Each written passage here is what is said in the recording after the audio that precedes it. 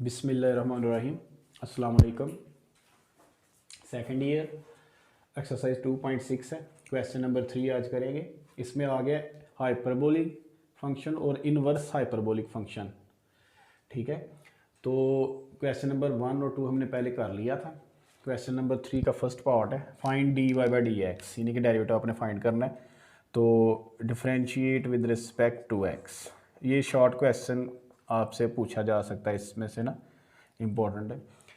ठीक है, differentiate with respect to x, तो वाई का डेरिवेटिव तो आपको पता है d y by d x. ठीक है, कॉज हाइपरबोलिक है, ये हाइपरबोलिक है, तो इस पर आप जब डेरिवेटिव अप्लाई करेंगे कॉज का आएगा साइन हाइपरबोलिक एक्स।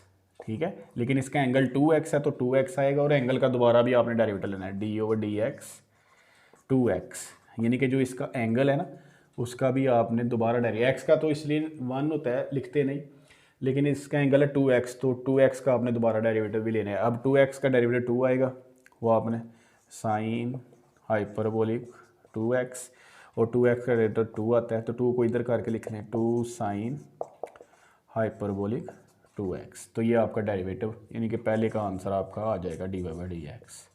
ठीक है, उसके बाद है साइन हाइपरबोलिक 3x, यानी कि इसका एंगल है 3x, differentiate with respect to x, with respect to x, तो इधर y पे डेरिवेटिव अप्लाई करेंगे आप, तो आ जाएगा d y by d x, sine का कॉस हाइपरबोलिक x, लेकिन इसका एंगल 3x है तो 3x आएगा, तो एंगल का आपने अगेन डेरिवेटिव लेना है D over D x 3x। उसी तरह x का तो 1 हो जाएगा, कांस्टेंट वैसे ही लिखा जाएगा, तो ये 3x का 3 डेरिवेटिव आना है कॉस हाइपरबोलिक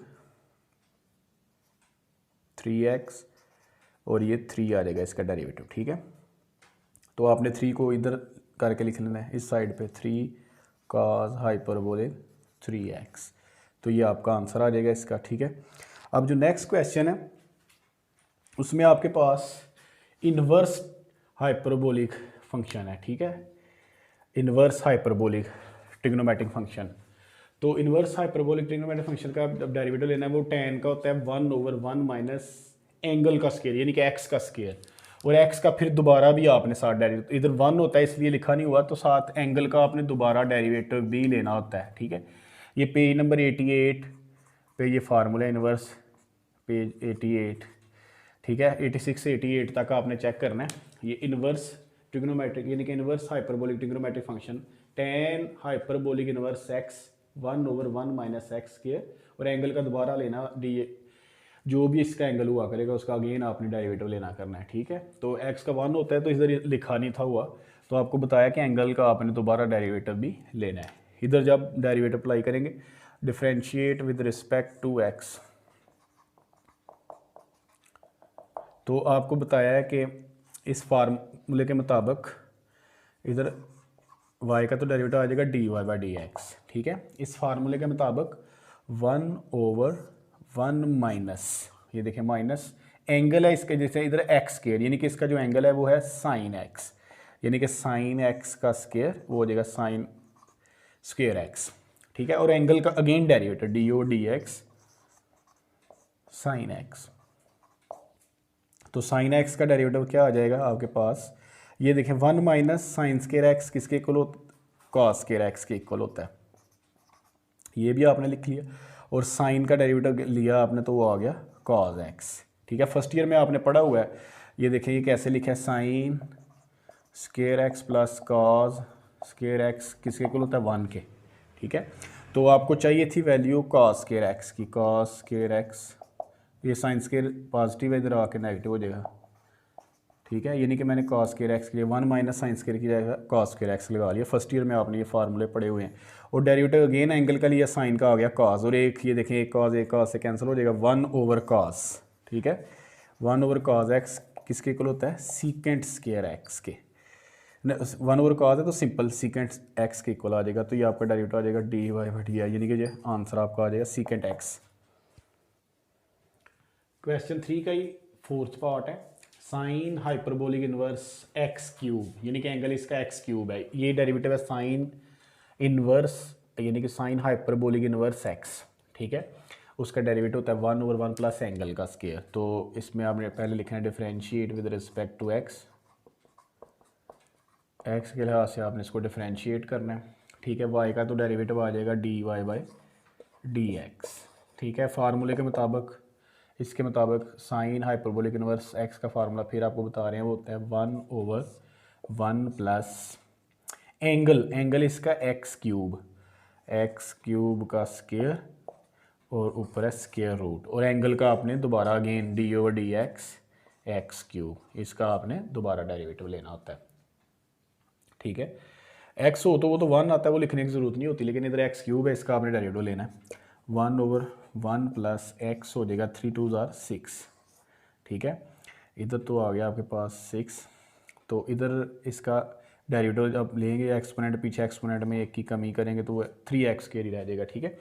तो ये 3x स्क्वायर को 1 के साथ मल्टीप्लाई कर लें तो आ जाएगा 3x square over 1 plus x 6, x की 6 और इधर स्क्वायर रूट, ठीक है। इसके बाद सिंप्लीफाई इसको मज़ीद आप नहीं कर सकेंगे, तो इसका आंसर तो यही आ जाएगा ना, ठीक है।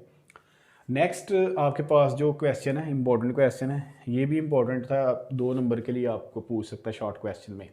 देखें ये जो क्वेश्चन किया है इसमें हाइपरबोलिक इन्वर्स है, इन्वर्स, ठीक है। इसमें सिंपल हाइपरबोलिक है और साथ ln आ गया है आपके पास। तो सिंपल आपने डेरिवेटिव जब इसका लेना है differentiate with respect to x, ठीक है। तो ln वाले फंक्शन का आप डेरिवेटिव कैसे लेते हैं, dy/dx, वो सिंपल वही आपने पहले लेना है। ln x का डेरिवेटिव आप कैसे लेते थे, 1 ओवर ये जो भी इसका टर्म होगी इसके साथ जो भी 1, यानी कि 1 ओवर एंगल, और एंगल का आपने दोबारा dy/dx, या 1 ओवर ये टर्म जो भी इधर होगी और उस टर्म का दोबारा आपने अगेन डेरिवेटिव लेना होता है, ठीक है। तो इसी में भी ऐसे अप्लाई करना, y का डेरिवेटिव आ जाएगा dy/dx, तो ये आ जाएगा 1 ओवर ये जो भी इसके साथ है, देखिए टर्म है tan हाइपरबोलिक x, ठीक है। यानी कि जो भी इसके साथ टर्म है 1, उसको आपने लिख लेना 1 ओवर tan हाइपरबोलिक x, और अगेन इसका डेरिवेटिव dy/d, यानी कि इसका एंगल जो है tan हाइपरबोलिक x का, इसका आपने अगेन डेरिवेटिव ले लेना, ठीक है। ln वाले फंक्शन का डेरिवेटिव आपने पिछले सवालों में सीखा है कि कैसे 1 ओवर ये जो भी इसका एंगल होगा और एंगल का आपने दोबारा डेरिवेटिव लेना है। अब सिंपल tan हाइपरबोलिक x का डेरिवेटिव आपको पता है कि वो होता है सीकेंट स्क्वायर हाइपरबोलिक x, ठीक है।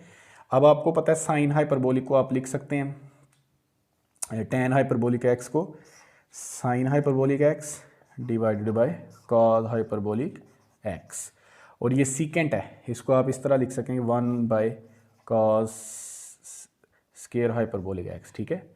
तो ये कॉस इधर आप कैंसिल भी कर सकते हैं, एक कॉस से, ठीक है। एक कॉस x हाइपरबोलिक x से कैंसिल हो जाएगा, यहाँ आप इसको ऊपर लेके आके फिर भी कैंसिल ही करना था आपने, ठीक है। आपके पास जो टर्म बच गई है वो है 1 ओवर साइन हाइपरबोलिक x और कॉस हाइपरबोलिक x, ठीक है। तो जो बुक के ऊपर आंसर है आपने सिंपलीफाई तो कर लिया है, लेकिन बुक के ऊपर आंसर ही देखें 2 के साथ मल्टीप्लाई करेंगे आप और 2 के साथ डिवाइड भी करेंगे, ठीक है। फर्स्ट ईयर में आपने ये फार्मूला पढ़ा हुआ था, साइन 2x का क्या फार्मूला था, 2 साइन x कॉस x, ठीक है। इसकी जगह थीटा भी आ सकता है, एंगल 2 साइन थीटा का बाद 2 साइन थीटा कॉस थीटा, या 2 sine 2x 2 sine x cos x, ठीक है। तो देखें ये 2 को 1 के साथ मल्टीप्लाई करेंगे, ये तो आ जाएगा आपके पास 2, ठीक है। नीचे डिनोमिनेटर में आपके 2 साइन हाइपरबोलिक का आधा, यानी कि 2 साइन हाइपरबोलिक 2x का आपके पास, यानी कि आपके पास आ गया साइन हाइपरबोलिक 2x का फॉर्म, ये कंप्लीट हो जाएगा। इसको क्लोज कर दिया आपने, इसकी जगह आपने क्या लगा लिया, साइन हाइपरबोलिक 2x, ठीक है। अब साइन 1 ओवर इस भी तरह भी आप लिख सकते हैं, 2 वैसे का वैसे ही, यानी कि 1 ओवर साइन हाइपरबोलिक 2x, तो 1 ओवर साइन, यानी कि 1 ओवर साइन हाइपरबोलिक 2x किसके इक्वल होगा, कोसिकेंट हाइपरबोलिक 2x, तो ये आपका आंसर आ जाएगा फिर, ठीक है। 2